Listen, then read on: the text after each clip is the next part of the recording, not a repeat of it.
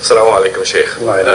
First, let me thank you for this exceedingly thoughtful and informative discussion here today. I think it's been helpful for everyone here in the room. My name is David Hunsaker, and I'm from United States Agency for International Development, and I work in the Office of Conflict Management and Mitigation there. And my question is focused on the substance of what you presented here today, and what you present in the 600-page fatwa demonstrates the unanimity with which mainstream Islamic scholars and the mainstream Islamic community has viewed the use of violence, its limits, and when it's permissible, when it's not permissible.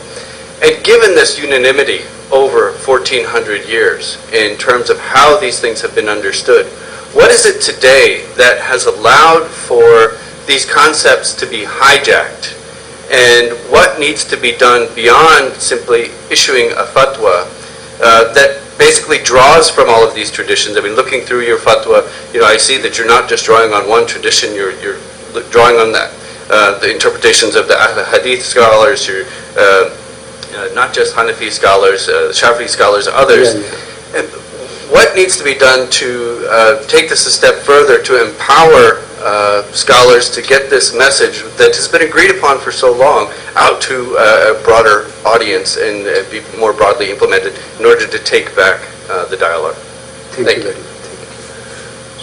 The actual text of fatwa has yet to come for you to study. Whatever you have seen, that is the brief summary. I looked briefly at the Urdu version, one, the Arabic. I understand the Arabic enough that I can pick out the pieces. But this is under print. It is under print, and I hope next month the whole full Arabic, English text of fatwa would be in your hands, and the Arabic text will also be, inshallah, in your hands the next 2 months. I agree with your analysis. The only problem is what we are supposed to do, that the terrorists, extremists, the radicals, they are always active. That's why they are activists. And the mainstream Islam, the Muslim scholars, they are always silent because they are peaceful. And the peace is never active. It remains inactive, silent, dormant. So the majority of Muslim Ummah, they have isolated themselves from ongoing problems of the society. We need to activate them so that their voice becomes vocal, their voice becomes loud, they are heard, and they should stand up collectively and actively to condemn that all these activities being done by a very handful of terrorist people, that is not Islam, which, as I have explained and the other authorities have been saying, and scholars, they need to be vocal and loud. Major role, I have been saying the same thing for the last 30 years, but I was also unheard. This is not a new thing which I have said.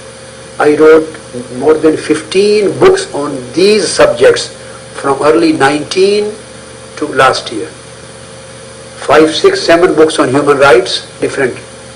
Non-Muslim rights, children rights, women rights, common human rights, animal rights subjects, non-violence, interfaith harmony, all these things. Then as I mentioned, Khilafah and democracy, and these subjects. But I was also unheard. This was just fortunate that when I issued this fatwa, maybe because of this term or a very clear-cut, categorical, absolute condemnation of terrorism, without any if and but, and without conditionality, it was picked up, and the whole Western media received it very nicely, and I am thankful for that, because they made it popular, and this voice then approached everywhere, and people started thinking, well, no, whatever we have been listening from that side, that is not Islam, there is something else. So the only basic thing is we have to propagate. Thousands of websites are being run by activists, radicals, terrorists and extremists, and there may be very few websites being run by the mainstream Muslims, scholars, talking of peace, moderation, compassion, mercy, love, brotherhood and integration. So we have to run more and more websites so that this voice be heard. these messages are conveyed. So we have, alhamdulillah, put everything on the websites. We are making small 10-minute shorts of talks and speech. We are arranging seminars. We are arranging workshops on these subjects. So we need workshops on these subjects. We need more integration. We need more propagation. We need to be more active and to make this voice be heard all over the world, so that the Western and Eastern people may understand that certain person or certain organization, they are not neither authorities nor representatives of Islam. This is Islam, and they hijack these terms because they create news and views, nuisance. Nuisance always create news, and peaceful people, since they remain silent, they never create news. So you have to speak loudly, speak up loudly, so that your voice is heard everywhere and you are properly represented. The only way is being active.